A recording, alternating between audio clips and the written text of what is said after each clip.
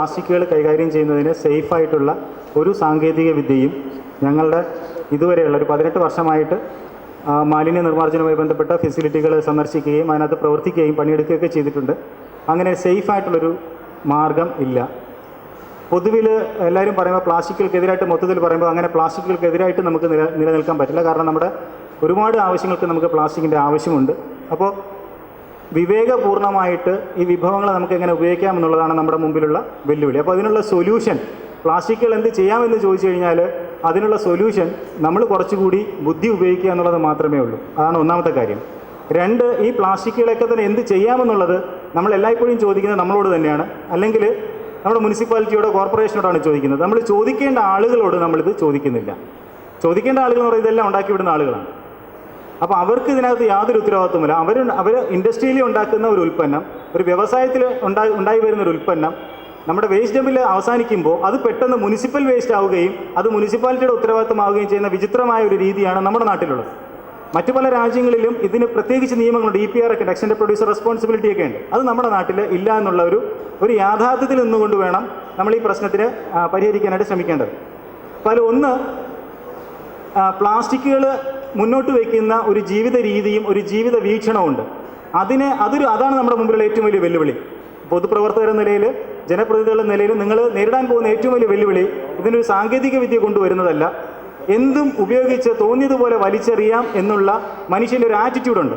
അതൊരു അരഗൻസിൻ്റെ പുറത്ത്, ഒരു അഹന്തയുടെ പുറത്ത്, എനിക്ക് കാശുള്ളത് കൊണ്ട് ഞാൻ ഇങ്ങനെയൊക്കെ കാണിക്കും, നിങ്ങൾ ആരാ ചോദിക്കുക എന്നുള്ളൊരു മട്ടുണ്ട്.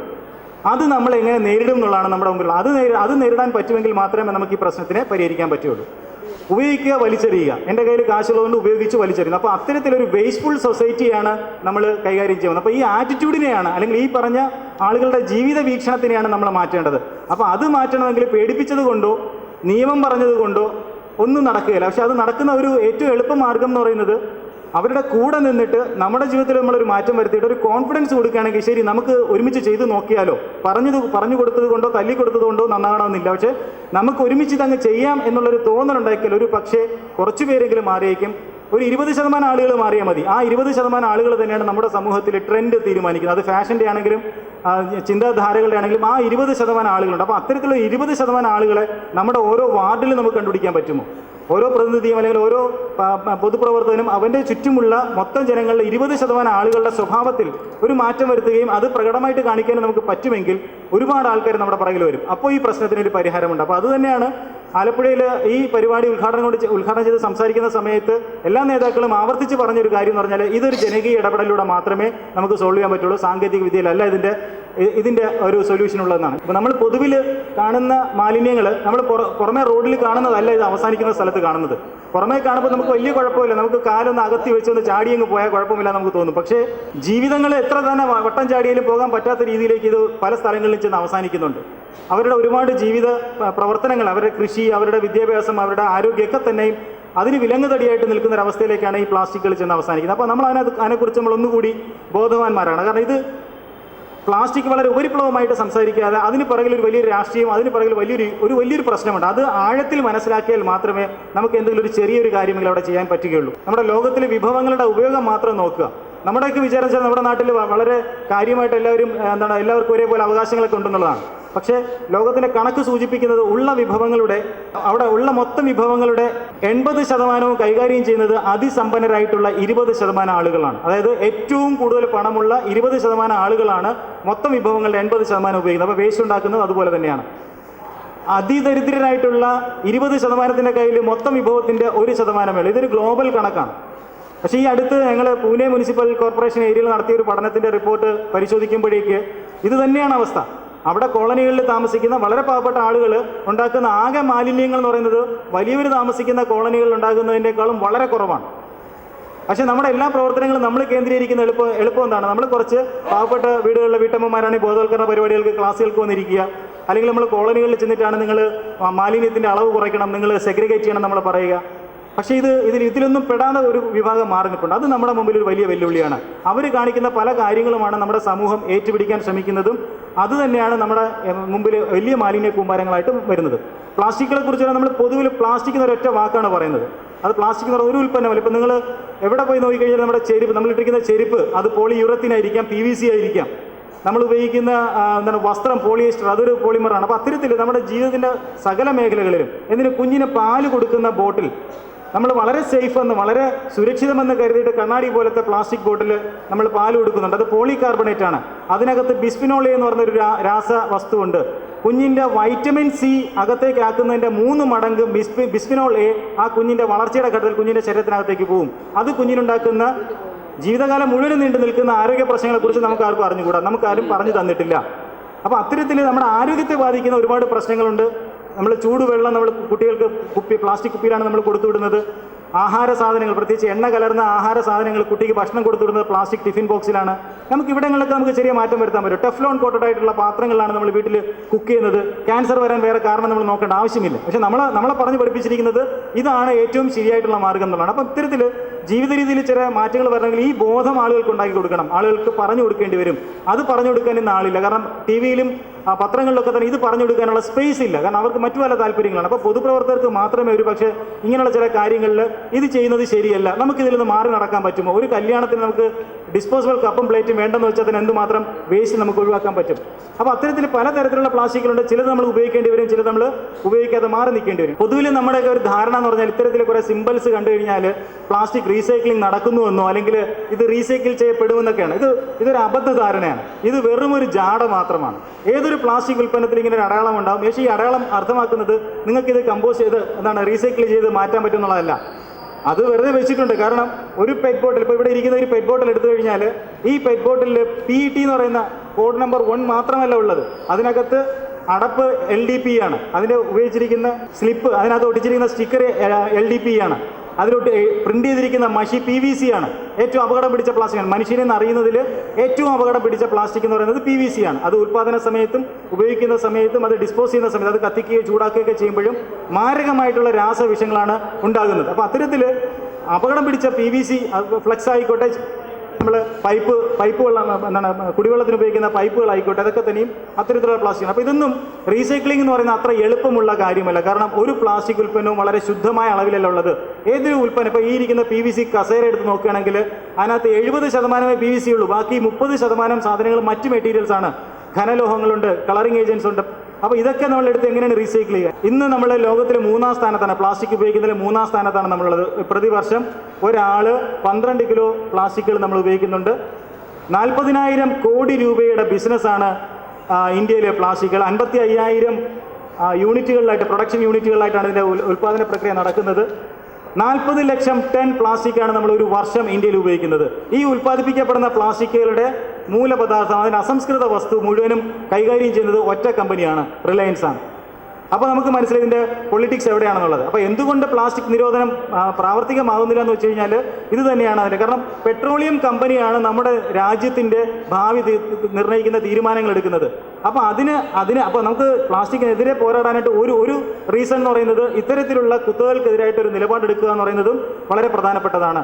ഒരു തുണിസഞ്ചി കൊണ്ടുപോകുമ്പോൾ അത് വളരെ വലിയൊരു പൊളിറ്റിക്കൽ ഡിസിഷനാണ്.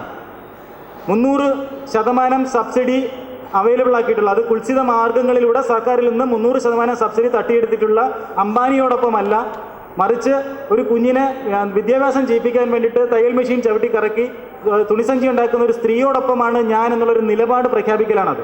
അപ്പോൾ അത്തരത്തിലുള്ളൊരു നിലപാടെടുക്കാനായിട്ട് നമ്മൾ പൊതുപ്രവർത്തകരെടുത്ത് കാണിക്കുകയാണെങ്കിൽ ബാക്കിയുള്ളവർ അത് ചെയ്യും.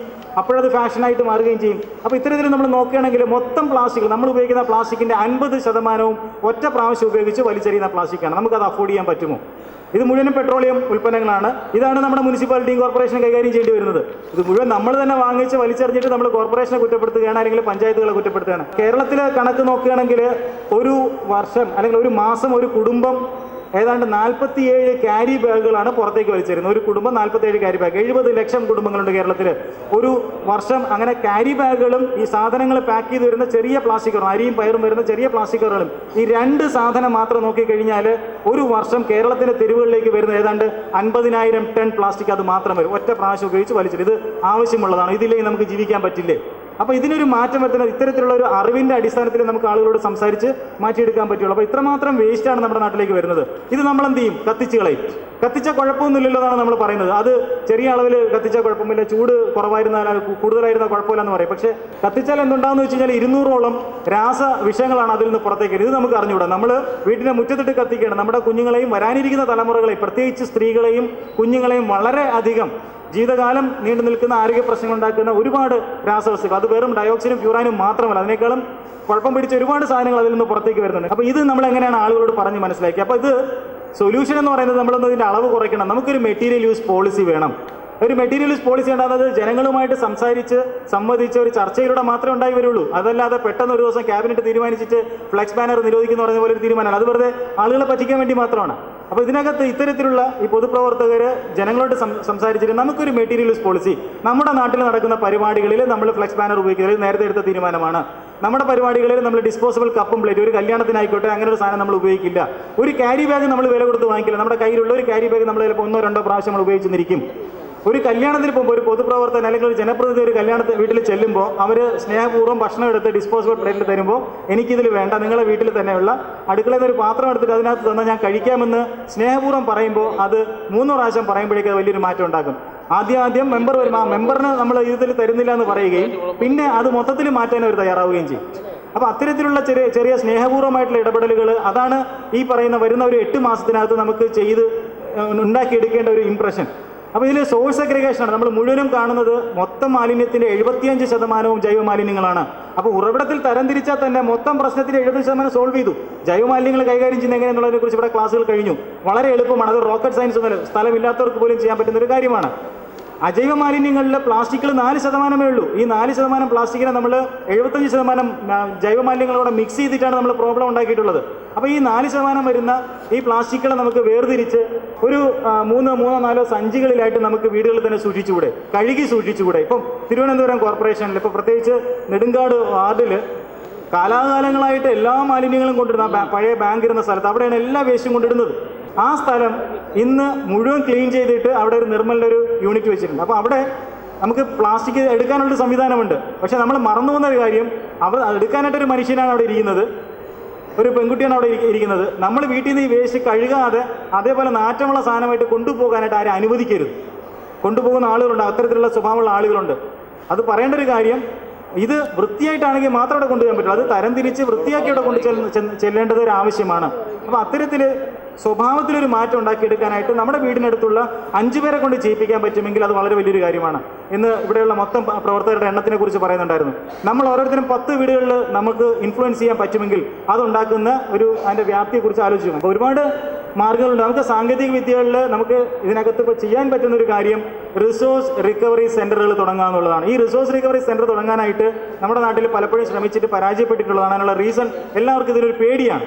അങ്ങനെ പേടിക്കേണ്ട ഒരു കാര്യമല്ല റിസോഴ്സ് റിക്കവറി സെൻ്ററുകൾ. അതായത് പ്ലാസ്റ്റിക്കുകൾ വേറെയും പേപ്പർ വേറെയും ഒക്കെ ആയിട്ട് മാറ്റി വെച്ച് കഴിഞ്ഞാൽ ആക്രി കച്ചവടക്കാരുണ്ട്. ഇപ്പോൾ ഞങ്ങൾ തിരുവനന്തപുരത്ത് നഗരത്തിനും അതിന് ചുറ്റുമുള്ള ആക്രി കച്ചവടക്കാരുടെ മുഴുവൻ ഒരു ഡയറക്ടറി ഉണ്ടാക്കിയിട്ടുണ്ട്. അപ്പോൾ നിങ്ങളുടെ കയ്യിലുള്ള മാലിന്യം, അത് പേപ്പർ ആയിക്കോട്ടെ, പേപ്പർ നോട്ട്ബുക്ക് പേപ്പറാണോ, നിങ്ങളുടെ സ്ഥലം എവിടെയാണ്, ആ സ്ഥലത്തിനടുത്ത് ഏറ്റവും അടുത്തുള്ള ആളുകളുടെ ഫോൺ നമ്പർ കിട്ടുന്നൊരു സംവിധാനം ഞങ്ങളുടെ വെബ്സൈറ്റിൽ ചെയ്തു വെച്ചിട്ടുണ്ട്. ഇപ്പോൾ ഒരുപാട് പേര് അത് പ്രയോജനപ്പെടുത്തുന്നുണ്ട്. ഞങ്ങൾ തുടങ്ങി വെച്ചിട്ട് ഇപ്പോൾ 2 വർഷമായി.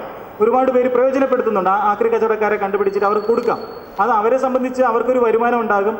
നമ്മളെ സംബന്ധിച്ച് വേസ്റ്റ് നമ്മുടെ വീട്ടിൽ നിന്ന് ഒഴിഞ്ഞു ഇത് കത്തിക്കുകയോ റോഡിലേക്ക് വലിച്ചെറിയുകയോ ചെയ്യേണ്ട ഒരു ആവശ്യമില്ല. അപ്പോൾ അത്തരത്തിൽ വലിയൊരു നെറ്റ്വർക്ക് നമ്മുടെ ചുറ്റുമുണ്ട്.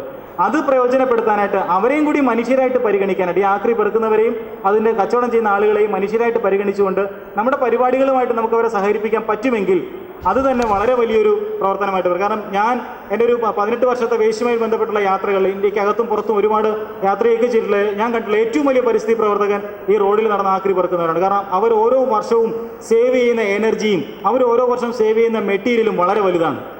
അവരുടെ ജീവിതത്തിനെ കോംപ്രമൈസ് ചെയ്തുകൊണ്ടാണ് അവർ ചെയ്യുന്നതെങ്കിൽ കൂടിയും അത് വളരെ വലിയൊരു സേവനമാണ് നമുക്ക് ചെയ്തു തരുന്നത്. അപ്പോൾ അവരെ പ്രോത്സാഹിപ്പിക്കുക, അവർക്ക് കുറച്ചുകൂടി മെച്ചമായ അന്തരീക്ഷം ഉണ്ടാക്കി കൊടുക്കുക. നമ്മൾ കുപ്പത്തൊട്ടി കാണിച്ചു കൊടുത്തിട്ട് നീ അതിൽ നിന്ന് എടുത്തോ എന്ന് പറയുന്നതിന് പകരം നമ്മുടെ വീട്ടിലുള്ള പ്ലാസ്റ്റിക് കവറുകൾ, ഒരു പാൽ കവർ കഴുകി വൃത്തിയാക്കി ഒരു സഞ്ചിയിൽ തൂക്കിയിട്ടിട്ട് ഇത് എടുത്തുകൊണ്ട് പൊയ്ക്കെന്ന് പറഞ്ഞാൽ എടുത്ത് മാന്യമായിട്ട് എടുത്ത് കൊടുക്കാനുള്ളൊരു സംവിധാനം നമുക്ക് ചെയ്യാൻ പറ്റുമോ? അത്തരത്തിൽ മനുഷ്യനാവാൻ പറ്റുമെന്നുള്ളതാണ് ആദ്യത്തെ ചോദ്യം. അങ്ങനെ ഇപ്പോഴുള്ള നമ്മുടെ നഗരങ്ങളിൽ അല്ലെങ്കിൽ നമ്മുടെ നാട്ടിലുള്ള മനുഷ്യരല്ലാത്ത മനുഷ്യരെ മനുഷ്യരാക്കി എടുക്കുക എന്നുള്ളതാണ് ഏറ്റവും വലിയൊരു ചലഞ്ച്. മനുഷ്യത്വം എന്ന് പറയുന്നത് തീരെയില്ല. കാരണം കുടുംബശ്രീക്കാർ ആദ്യം വീടുകളിൽ വേസ്റ്റ് എടുക്കാൻ വന്നപ്പോൾ നമ്മളെങ്ങനെയാണ് പെരുമാറുന്നത് നമുക്ക് ഓരോരുത്തർക്കും അറിയാം. 30 രൂപ കൊടുക്കുന്നതുകൊണ്ട് അത് മുതലാക്കാൻ വേണ്ടിയിട്ട് പരമാവധി സാധനങ്ങൾ നമ്മൾ ചവിട്ടിക്കയറ്റി കൊടുത്തു വിട്ടിട്ടുണ്ട്.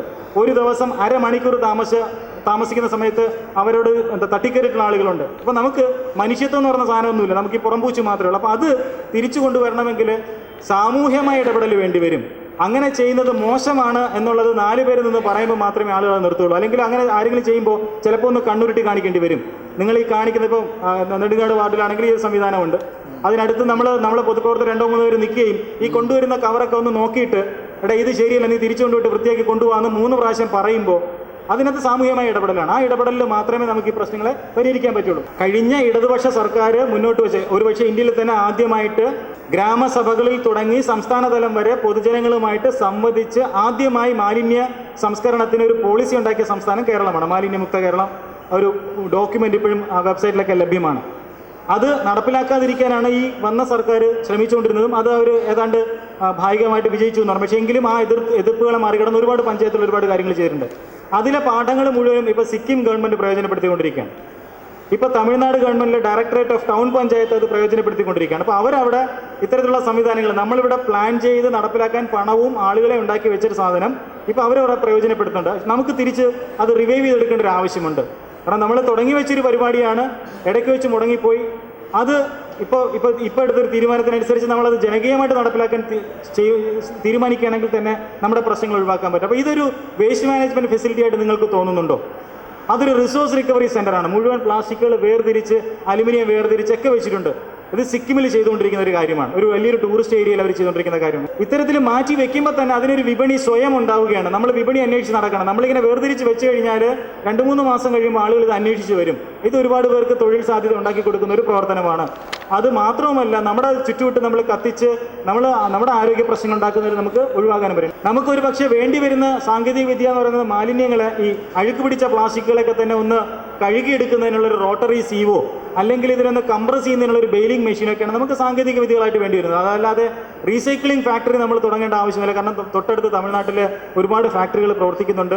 അവർക്ക് ഈ സാധനങ്ങൾ എത്തിച്ചു കൊടുത്താൽ മതി. അപ്പം ഇത്തരത്തിലുള്ള ചെറിയ ലഘു യന്ത്രങ്ങൾ ഉപയോഗിച്ചുകൊണ്ട് തന്നെ അത് ഹൈഡ്രോളിക് ഇതിൽ വർക്ക് ചെയ്യുന്നതാണ് ഈ ബെയിലിംഗ് മെഷീൻ. എല്ലാം കൂടെ കെട്ട വലിയൊരു കട്ടയാക്കി നമുക്ക് കിട്ടും.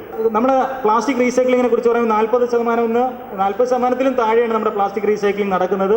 ഇൻഡസ്ട്രി അവകാശപ്പെടുന്നത് 60% എന്നൊക്കെയാണ്. കാരണം പെട്രോളിയം ഇൻഡസ്ട്രിക്ക് അവരുടെ ആവശ്യങ്ങൾ സംരക്ഷിച്ചേ പറ്റുള്ളൂ.